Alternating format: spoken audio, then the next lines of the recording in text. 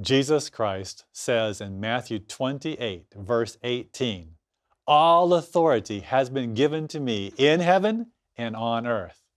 Powerful statement. But what does it mean today to be under the lordship of Jesus and his authority all the time?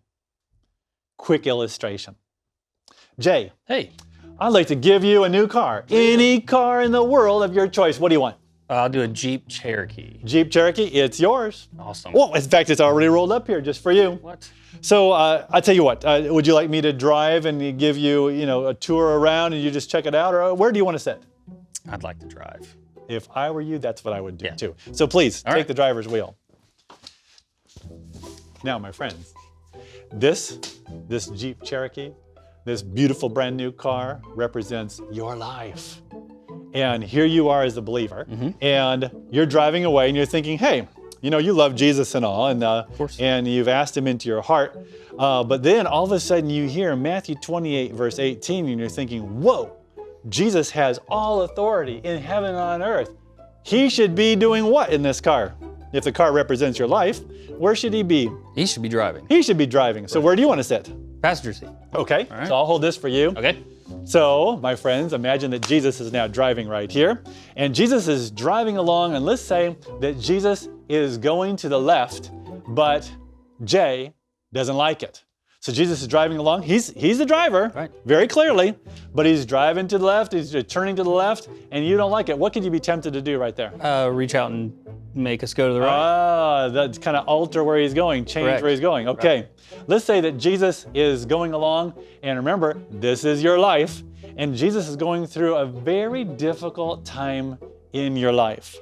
And he's going slowly, and you're thinking, can we just speed it up? Can we just get out of here? What could you be tempted to do with that foot?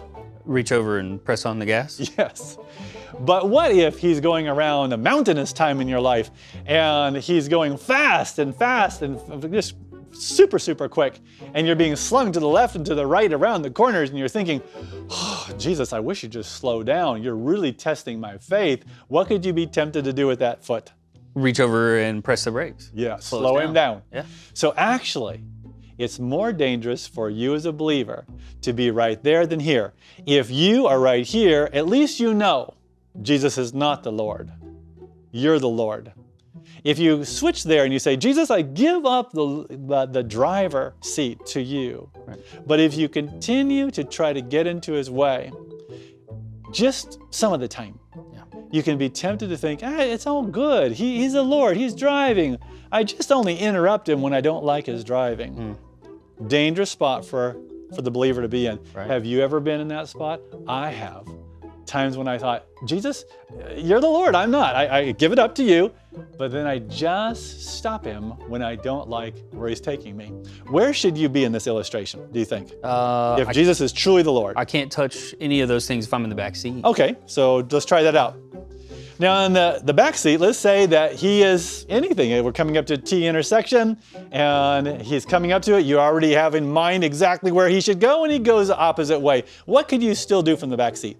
I could tell him to turn the other way. So could you still be a problem to the Lordship of Jesus here? Yes. Yes. In America, we call it the back seat driver. The one in the back who's still trying to tell you how to drive, even though he's fully back there. I was giving this illustration somewhere on the other side of the planet, and I asked the people assembled, in this illustration, if this is your life and this is where Jesus is driving, where should the believer be so that we don't interfere with Jesus as a driver? A little boy waved his hand wildly and he said, I know, I know. All the adults looked back at him like, what does he know? The little boy said, tell the man that's helping you with your illustration, tell him to go into the trunk. I said, the trunk? Why should he go in the trunk? The little boy said very somberly, very seriously, because when you have Jesus driving, shouldn't you go in the trunk and close the lid and say, Jesus, drive on. I can't see you, but I'm trusting you anyway? I said, yes, sir, that's right. Are you willing to go there, Jay? Of course. Okay. Sure. So if you can go in the trunk. All right. And what are you going to do with that lid on the trunk? I'm going to close myself. Okay. Remember, it's your own choice as a believer. Jesus doesn't throw you in the trunk. You have an opportunity to ask him, God, I want you to to drive away, I'm going in the trunk. I don't want to get in your way at all. My friends, here's a way to stay in the trunk. First thing in the morning, when you get out of bed, you can do so many things. Wash your face, grab a bite to eat, do exercise. I'm inviting you in Jesus' name. The first thing out of bed, get on your knees and say, Jesus, I surrender all I am to you as Lord. All I have, like my time, my talent, my treasure, all I have to you as Lord. I surrender my attitude to you as Lord. I surrender even my electronics to you as Lord. Just drive on. My friends, where are you? Where and who's driving in your life?